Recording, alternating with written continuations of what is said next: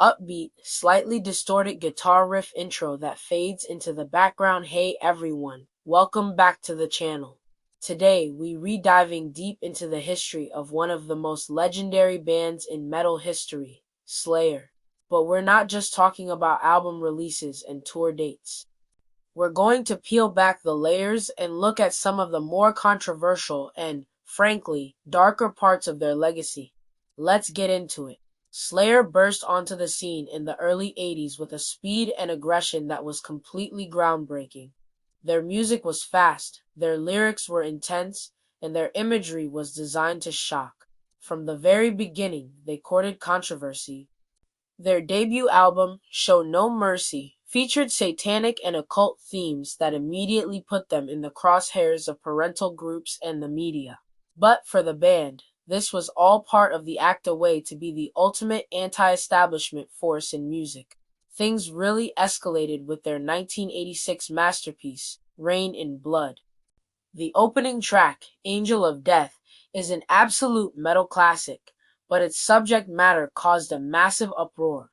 The song details the horrific medical experiments conducted by Joseph Mengele at the Auschwitz concentration camp during World War II. Many critics and listeners accused the band of being Nazi sympathizers.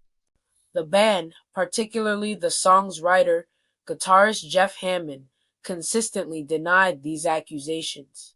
Hammond, who was a history buff and collected war memorabilia, explained that he was unglorifying these atrocities but was simply fascinated by the dark side of human history.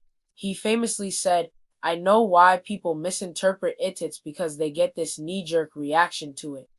When they read the lyrics, there's nothing I put in the lyrics that says he was a cool guy." The band's label, Def Jam, was so concerned about the controversy that their distributor, Columbia Records, refused to release the album. Geffen Records eventually stepped in, but the damage to their public image was already done. This wasn't an isolated incident. The band's logo, featuring a stylized eagle, was often compared to the Nazi eagle, although the band claimed it was just a cool design. Their song SS3 from the Divine Intervention album was about Reinhard Heydrich, a high-ranking Nazi official, further fueling the flames. And then there was the track Jihad from the 2006 album Christ Illusion, which explored the 9/11 attacks from the perspective of a terrorist. Once again, Slayer argued they were storytellers, not advocates. They were exploring dark themes, not endorsing them. Bassist and vocalist Tom Araya, who is a practicing Catholic, often found himself in a strange position, having to sing lyrics that went against his personal beliefs.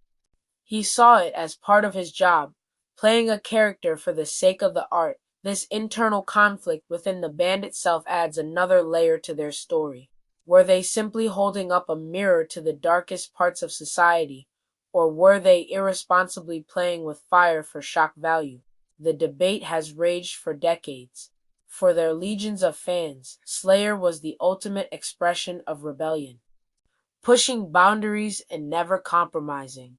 For their detractors, they were a band that recklessly used incredibly sensitive and painful imagery without fully considering the consequences. The truth, as it often is, probably lies somewhere in the middle. Slayer's legacy is a complex one. They are undeniably one of the most important and influential metal bands of all time. But their history is also a lesson in the power of words and images, and how art can be interpreted in ways the artist never intended. What do you guys think? Was Slayer just pushing boundaries, or did they cross a line? Let me know your thoughts down in the comments. I'm really curious to hear your take on this. Thanks so much for watching. If you enjoyed this deep dive, make sure to hit that like button. And if you haven't already, subscribe to the channel and ring the bell so you don't miss our next video. We've got a lot more rock and metal history coming your way. See you in the next one.